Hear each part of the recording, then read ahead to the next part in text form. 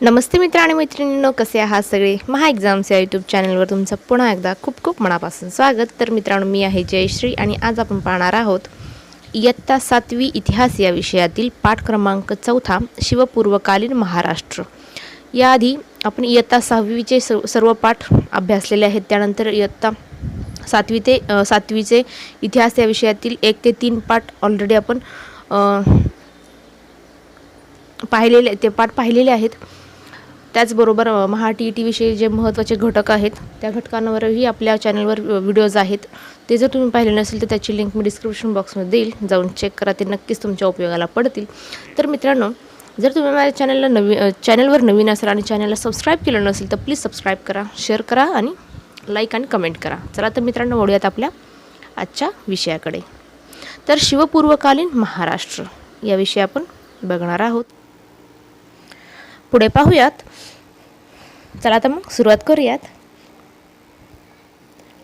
17व्या शतकाच्या सुरुवातीस महाराष्ट्रातील बहुतांश प्रदेश अहमदनगरचा निजामशहा आणि विजापूरचा आदिलशहा यांच्या ताब्यात होता. तर पहा, 17व्या शतकाच्या सुरुवातीला महाराष्ट्रातील जो बहुतांश प्रदेश होता तो अहमदनगरचा निजामशहा आणि विजापूरचा आदिलशहा यांच्या ताब्यात होता.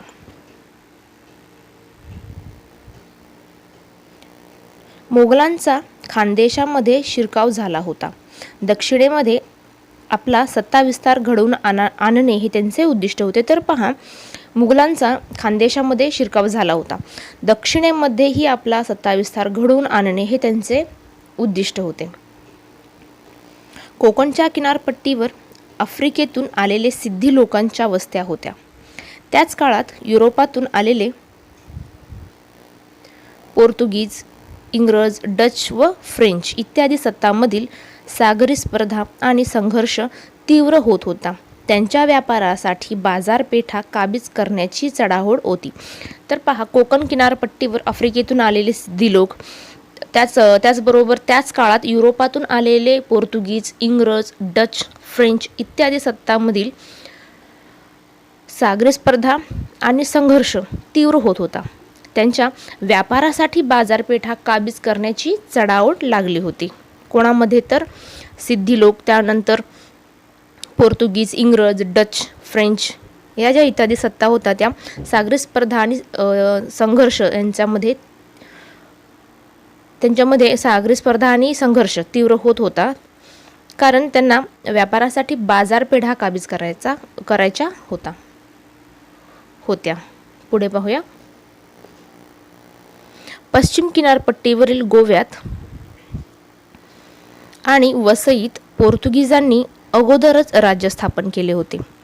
तर डच, इंग्रज, फ्रेंच यांनी व्यापारी कंपन्यांच्या माध्यमातून वखार यांच्या रूपात चंचू प्रवेश केला होता. तर पहा, पश्चिम जी किनारपट्टी आहे त्यावरील गोवा आणि वसईत पोर्तुगीजांनी अगोदरच राज्य स्थापन केले होते.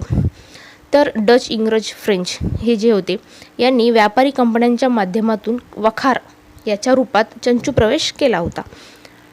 या सर्व सत्ता एकमेकांना आजमावत व स्वतःला सुरक्षित ठेवत असे. तसेच जमेल तेवढे वर्चस्व करण्याच्या बेतात होत्या. या संघर्षामुळे महाराष्ट्रात अस्थिरता व असुरक्षितता निर्माण झाली होती.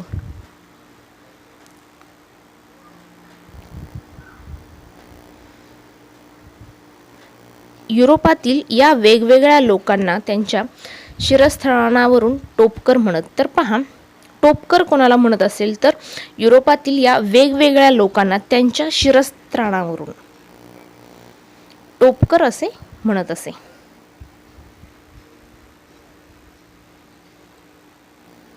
पुढे पाहूया.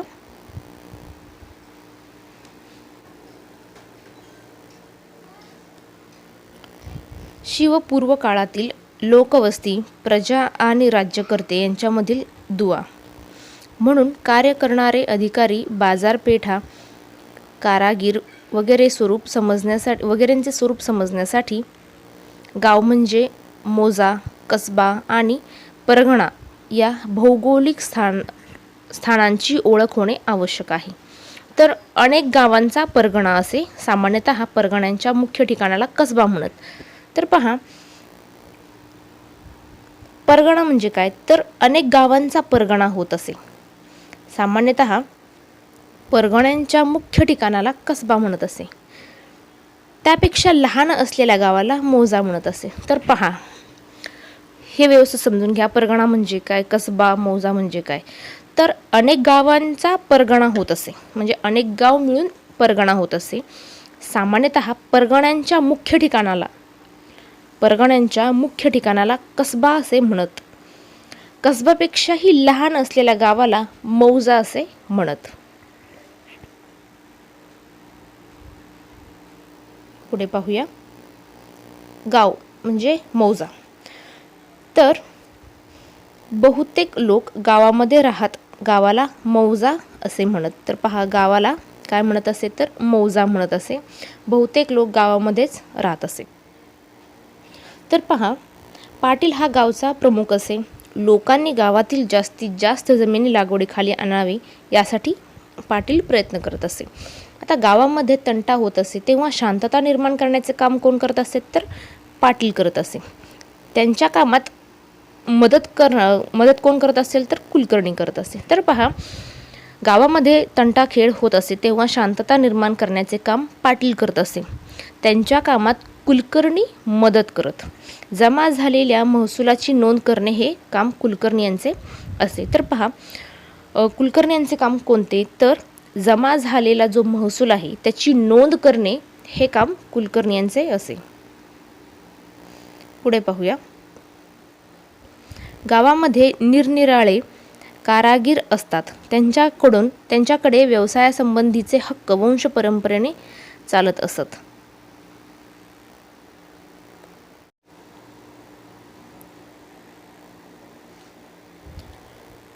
तर पहा, गावामध्ये निरनिराळे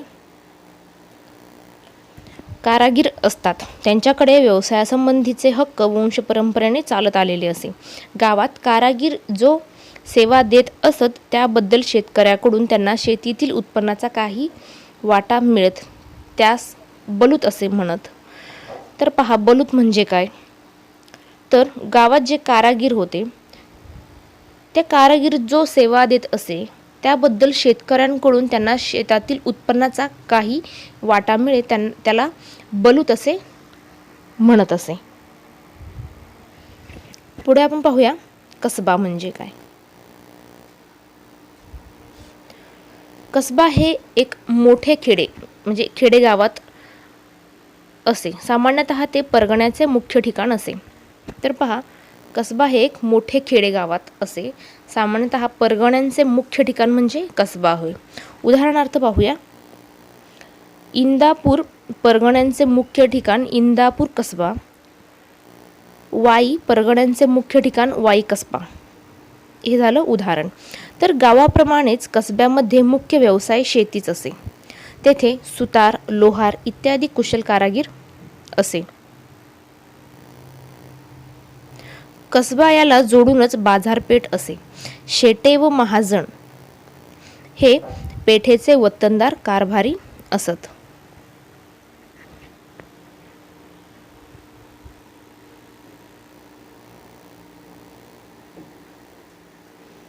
पुढे पाहूया, प्रत्येक गावात पेठे असतीलच असे नाही, मात्र गावात पेठ वसवण्याचे काम शेटे महाजनांचे असे. त्यासाठी त्यांना सरकारकडून जमीन मिळत आणि गावकऱ्यांकडून काही हक्क मिळत. पेठेचे हिशोब ठेवण्याचे काम महाजन पाहत असे. तर पहा, प्रत्येक गावात पेठ असतीलच असे नाही, तर पेठ वसवण्याचे काम जे होते ते शेटे महाजनांचे होते. त्यांना त्यासाठी सरकारकडून काही जमीन मिळत असे, त्याचबरोबर गावकऱ्यांकडून काही हक्क मिळत असे. पेठेचे हिशोब ठेवण्याचे काम कोणाचे होते, तर महाजनांचे होते.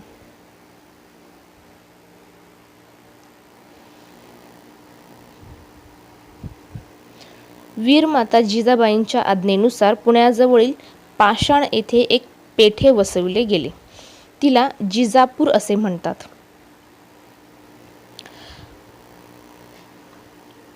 मालपुरा, खेलपुरा, परसपुरा, विठापुरा या देखील मालोजी, खेलोजी, परसोजी आणि विठोजी यांच्या नावे औरंगाबाद येथे वसविलेल्या नव्या पेठा आहेत. खेडला जोडून असलेले शिवापूर हे शिवाजी महाराजांच्या नावे वसवलेले पेठे होते.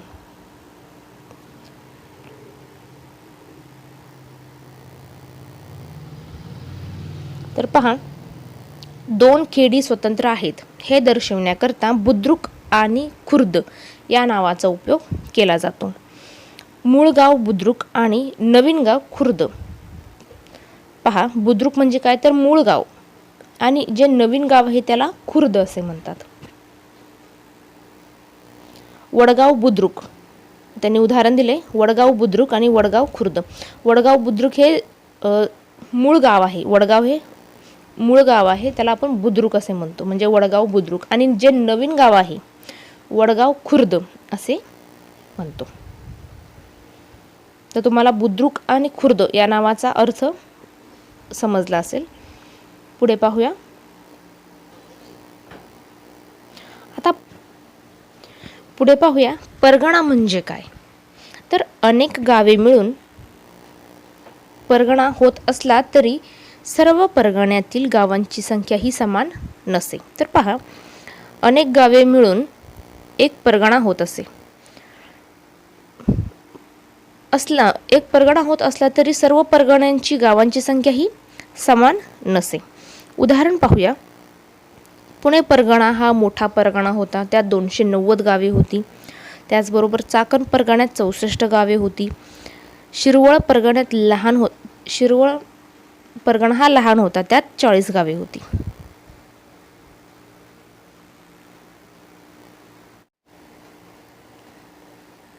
पुढे पाहूया. देशमुख व देशपांडे हे परगण्याचे वतनदार अधिकारी असत. तर पहा, देशमुख व देशपांडे हे परगण्यांचे वतनदार अधिकारी असत. देशमुख हा परगण्यातील पाटलाचा प्रमुख असे. देशमुख जो होता तो पाटलांचा प्रमुख असे. त्याचबरोबर गाव पातळीवर जे काम पाटील करत असे तेच काम परगण्या पातळीवर देशमुख करत असे. तर पहा, जे ग्रामीण म्हणजे गाव पातळीवर जे काम पाटील करत असे तेच काम परगणा पातळीवर देशमुख करतात. तर पाटलांचे काम काय होते गाव पातळीवर. तर गावातील जेवढी जमीन आहे ती जास्तीत जास्त ही शेतीसाठी वापरली जावी यासाठी तो काम करत असे. त्याचबरोबर गावातील तंटा सोडवण्यासाठी तो प्रयत्न करत असे. त्याला सहकार्य म्हणून कुलकर्णी त्यांची मदत करत असे. तेच काम परगणा पातळीवर देशमुख करत असे. तसेच परगण्यातील सर्व कुलकर्ण्यांचा प्रमुख देशपांडे असे. जे परगण्यातील सर्व कुलकर्ण्यांचा प्रमुख कोण असे तर देशपांडे असे.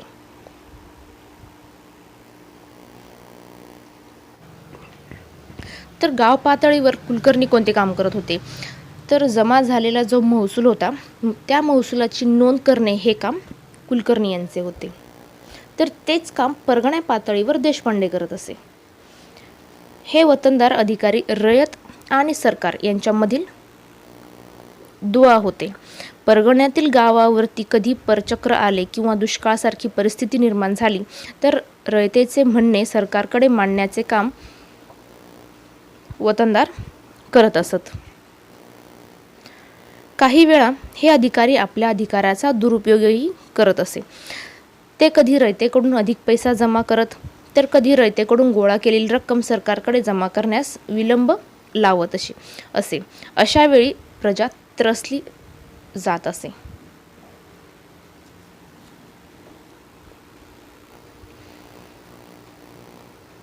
आता वतन म्हणजे काय ते पाहूया.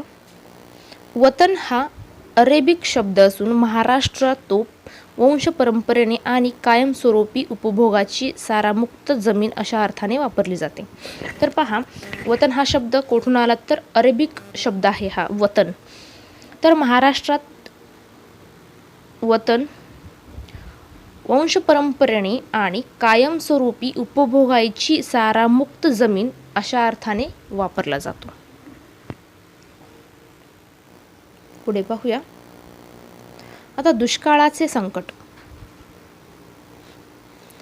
शेती ही पावसाच्या पाण्यावर अवलंबून असे. पाऊस पडला नाही तर शेतीत पीक येत नसे. मग अन्नधान्याचे भाव वाढत लोकांना अन्नधान्य मिळणे मुश्किल होई. जनावरांना चारा मिळत नसे. पाण्याची तीव्र टंचाई निर्माण होई. लोकांना गावात राहणे कठीण होई.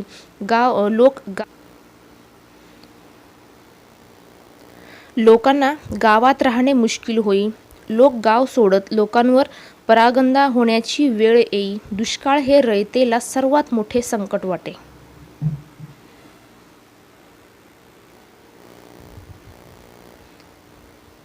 महाराष्ट्रात असाच एक दुष्काळ 1630 मध्ये पडला होता.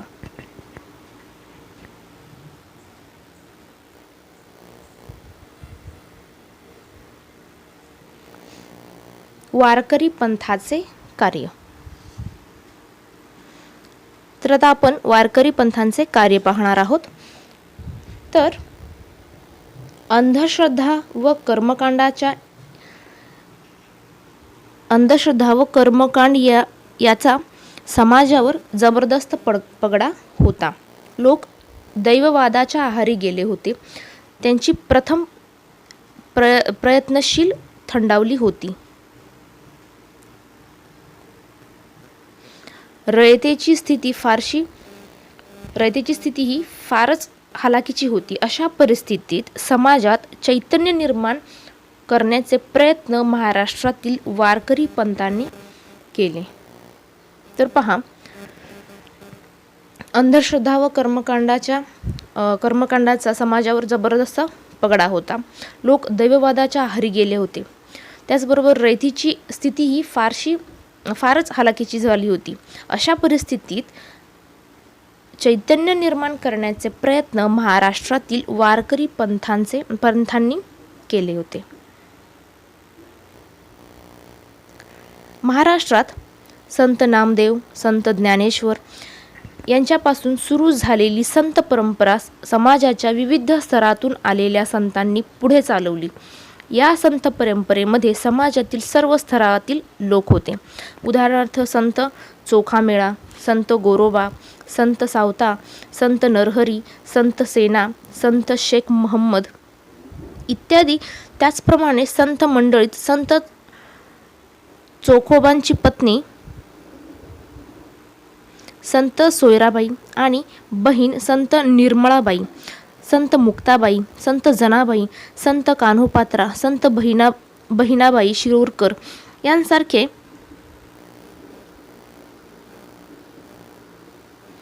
यांसारख्या स्त्रियाही होत्या. तर पहा, संत चोखामेळा, संत गोरोबा, संत सावता, संत नरहर इत्यादी जे संत होते, त्याचप्रमाणे त्या संतांच्या पत्नी, त्यानंतर त्यांच्या बहिणी यांसारख्या स्त्रिया म्हणजे संत मुक्ताबाई असतील किंवा संत निर्मळाबाई असतील, संत जनाबाई, संत कान्होपात्रा, संत बहिणाबाई शिरूरकर यांसारख्या स्त्रियाही होत्या.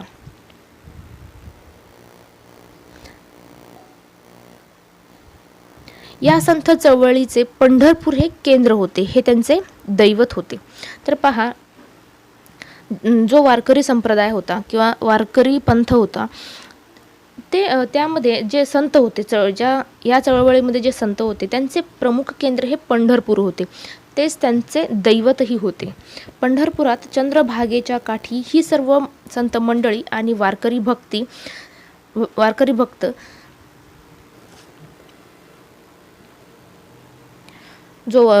जे संत मंडळी होते आणि वारकरी भक्तिसागरात न्हाऊन जात असे. भक्तिसागरात न्हाऊन तेथे भजन, कीर्तन आणि सहभोजन म्हणजे काला या माध्यमातून समतेचा प्रसार करत असे. तर पहा, पंढरपूर येथे चंद्रभागा जी नदी आहे, त्या नदीच्या काठी ही सर्व मंडळी एकत्र येऊन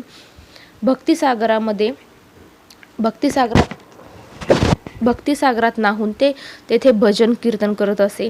त्याचबरोबर सहभोजन म्हणजेच काला करत असे. या माध्यमातून समतेचा प्रसार होई. तर आता प्रथम आपण पाहूया संत नामदेवांबद्दल. तर हे वारकरी संप्रदायातील एक श्रेष्ठ होते. म्हणजे वारकरी संप्रदायात हे एक श्रेष्ठ होते. ते कुशल संघटकही होते. ते उत्तम कीर्तनकारही होते.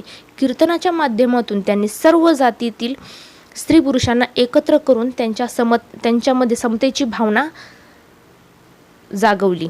अनेक संतांवर आणि सर्वसामान्य लोकांवर त्यांच्या शिकवणुकीचा प्रभाव पडला. ते आपल्या विचारांचा प्रसार करत पंजाबपर्यंत गेले होते. कोण? तर संत नामदेव. तर पहा, संत नामदेव जे होते ते एक श्रेष्ठ, या वारकरी संप्रदायातील एक श्रेष्ठ व्यक्ती होते किंवा श्रेष्ठ संत होते. ते कुशल संघटक होते. ते उत्तम कीर्तनकार होते. त्याचबरोबर त्यांनी कीर्तनाच्या माध्यमातून सर्व जातीतील स्त्री पुरुषांना एकत्र करून त्यांच्यामध्ये समतेची भावना जागवली होती. त्यांनी अनेक संतांवर आणि सर्वसामान्य लोकांवर त्यांच्या शिकवणुकीचा प्रभाव पडला होता. ते आपल्या विचारांचा प्रसार करत करत कुठे गेले ते तर पंजाबपर्यंत गेले होते. त्यांनी लिहिलेली पदे शिखांच्या गुरु ग्रंथ साहिब या ग्रंथामध्ये समाविष्ट आहे. तर पहा, संत नामदेव यांनी लिहिलेली पदे शिखांच्या गुरु ग्रंथ साहिब या ग्रंथात समाविष्ट आहेत.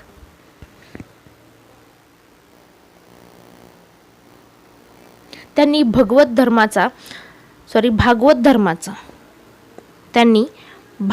धर्माचा संदेश गावोगावी पोहोचविण्याचे कार्य केले. त्यांनी पंढरपूर येथे विठ्ठलाच्या महाद्वारासमोर संत चोखामेळा यांची समाधी बांधली. हे त्यांचे कार्य जे आहे ते अविस्मरणीय आहे. तर पहा, त्यांनी म्हणजे संत नामदेव यांनी पंढरपूर येथील विठ्ठलाच्या महाद्वारासमोर संत चोखामेळा यांची समाधी बांधली. हे त्यांचे कार्य अविस्मरणीय आहे. पुढे पाहूया संत ज्ञानेश्वर. तर हे वारकरी संप्रदायातील एक विख्यात संत होते. त्यांनी भगवद्गीता या संस्कृत ग्रंथाचा अर्थ मराठीत स्पष्ट करणाऱ्या भावार्थ दीपिका अर्थात ज्ञानेश्वरी हा ग्रंथ रचला. तर पहा, संत ज्ञानेश्वर हे वारकरी संप्रदायातील एक विख्यात संत होते. त्यांनी भगवद्गीता या संस्कृत ग्रंथाचा अर्थ मराठी भाषेत स्पष्ट करणाऱ्या भावार्थ दीपिका म्हणजेच आपण त्याला ज्ञानेश्वरी असेही म्हणतो या ग्रंथात रचलेला आहे. तसेच त्यांनी अमृतानुभव या ग्रंथाची रचना केली. त्यांनी आपल्या ग्रंथातून व अभंगातून भक्ती मार्गाचे महत्त्व सांगितले. सर्वसामान्यांना आचरता येईल असा आचार धर्म सांगितला. तर पहा, संत ज्ञानेश्वरांनी भगवद्गीता या संस्कृत ग्रंथाचा अर्थ कोणत्या भाषेतून स्पष्ट केला तर मराठी भाषेतून स्पष्ट केला. मराठी भाषेत त्याच जो मराठीतून म्हणजे जे भगवद्गीता जी आहे त्याचा म्हणजे भगवद्गीता हे संस्कृतमध्ये आहे. त्या संस्कृत ग्रंथाचे मराठीत स्पष्टीकरण केलेले आहे. ते कोणत्या ग्रंथात केलेले आहे तर भावार्थ दीपिका या ग्रंथात केलेले आहे. त्यालाच आपण कोणत्या नावाने ओळखतो तर ज्ञानेश्वरी या नावाने ओळखतो. त्याचबरोबर त्यांनी अमृतानुभव या ग्रंथाचीही रचना केलेली आहे. त्यांनी आपल्या ग्रंथातून व अभंगातून भक्ती मार्गाचे महत्त्व सांगितलेले आहे. तसेच सामान्यांना आचरता येईल असा आचारधर्मही सांगितलेला आहे. वारकरी संप्रदायाला धर्माची प्रतिष्ठा मिळवून दिलेली. अतिशय प्रतिकूल परिस्थितीमध्ये जीवन जगावे लागले त्यांना. म्हणजे संत ज्ञानेश्वर जे होते त्यांना अतिशय प्रतिकूल परिस्थितीमध्ये जीवन जगावे लागले. असे असूनही त्यांनी आपल्या मनाचे संतुलन ढासळू दिले नाही आणि कटुताही बाळगली नाही. ज्ञानेश्वरीतील पसायदान उदात्त संस्कार करणारे आहे. ज्ञानेश्वरांचे बंधू संत निवृत्तीनाथ आणि संत सोपानदेव आणि भगिनी संत मुक्ताबाई यांच्याही काव्यरचना प्रसिद्ध आहेत.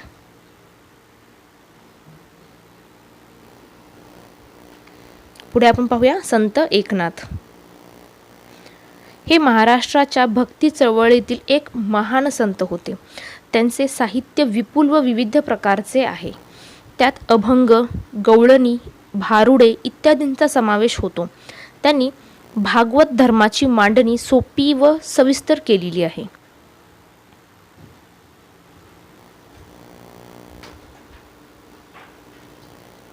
भावार्थ रामायणात रामकथेच्या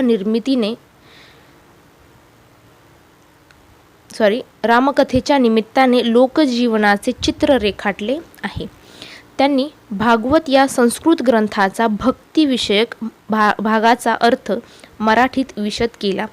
त्यांच्या अभंगात जिव्हाळा आहे.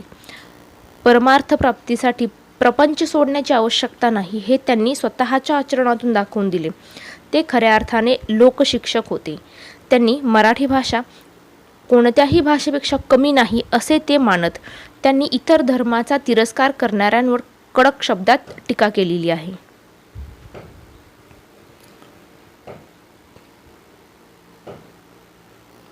पुढे पाहूया संत तुकाराम. हे पुण्याजवळील देहू गावचे. त्यांची अभंग रचना प्रसन्न आणि प्रासादिक आहे. त्यांच्या अभंगांना श्रेष्ठ कवित्वाची उंची लाभली आहे. संत तुकारामांची गाथा ही मराठी भाषेचा एक अनमोल ठेवा आहे.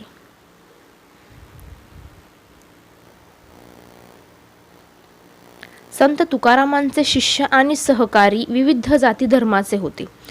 नावजी माळी, गव्हर्नर वाणी, संताजी जगनाडे, शिवबा कासार, बहिणाबाई सेऊरकर, महाजी पंत कुलकर्णी ही त्यातील काही नावे. गंगाराम आणि संताजी जगनाडे यांनी संत तुकारामांचे अभंग लिहून ठेवले आहे. ही त्यांची महत्त्वाची कामगिरी होय.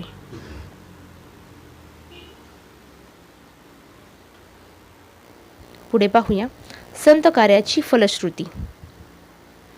संतांनी लोकांना समतेचा संदेश दिला. माणुसकी व मानवता धर्म शिकवला. एकमेकांवर प्रेम करावे, एकत्र यावे व एकजुटीने राहावे ही त्यांची शिकवण होती.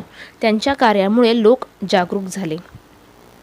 परचक्र, दुष्काळजन्य परिस्थिती किंवा निरनिराळ्या प्रकारचे इतर नैसर्गिक संकटे आली असता त्यांची पर्वा न करता कसे जगावे याविषयी त्यांनी केलेले उपदेश हे लोकांचा मोठा आधार ठरला. त्यांच्या कार्यामुळे महाराष्ट्रातील लोकांमध्ये आत्मविश्वास निर्माण झाला.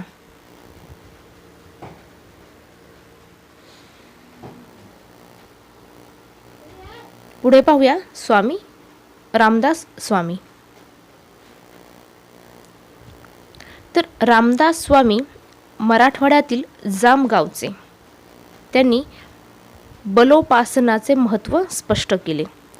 त्यांनी दासबोध, करुणाष्टके, मनाचे श्लोक या साहित्यांच्या माध्यमातून जनतेला व्यावहारिक शिक्षणाचे धडे दिले. लोकचळवळीचे आणि लोकसंघटनेचे महत्त्व सांगितले. तर पहा, रामदास स्वामी हे मूळ मराठवाड्यातील जामगावचे. हे मूळचे कुठले तर मराठवाड्यातील जामगावचे. त्यांनी बलोपासनाचे महत्त्व स्पष्ट केले. त्याचबरोबर त्यांनी दासबोध, त्यानंतर करुणाष्टके, मनाचे श्लोक या साहित्यांच्या माध्यमातून जनतेला व्यावहारिक शिक्षणाचे धडे दिले.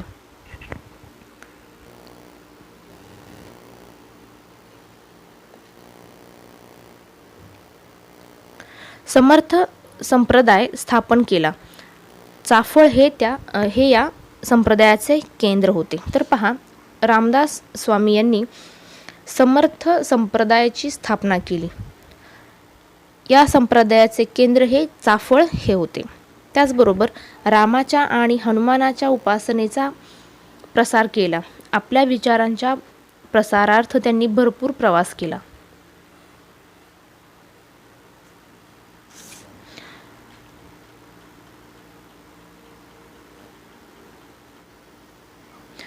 तर मित्रांनो, आज आपण शिवपूर्वकालीन महाराष्ट्र पाहिला. त्यामध्ये गाव म्हणजे काय, कसबा म्हणजे काय, परगणा म्हणजे काय, त्याचबरोबर वारकरी पंथाचे कार्य पाहिले. त्यामध्ये संत नामदेव, संत ज्ञानेश्वर, संत एकनाथ, संत तुकाराम, त्यानंतर स्वामी रामदास स्वामी याविषयीची आपण माहिती घेतली. तर मित्रांनो, आजचा व्हिडिओ तुम्हाला कसा वाटला नक्की कमेंट करून कळवा. व्हिडिओ आवडला असेल तर व्हिडिओला लाईक करा, शेअर करा आणि सबस्क्राईब केलं नसेल चॅनलला तर प्लीज सबस्क्राईब करा. चला तर मित्रांनो, थांबूया इथेच, भेटूया पुढच्या व्हिडिओमध्ये. तोपर्यंत धन्यवाद.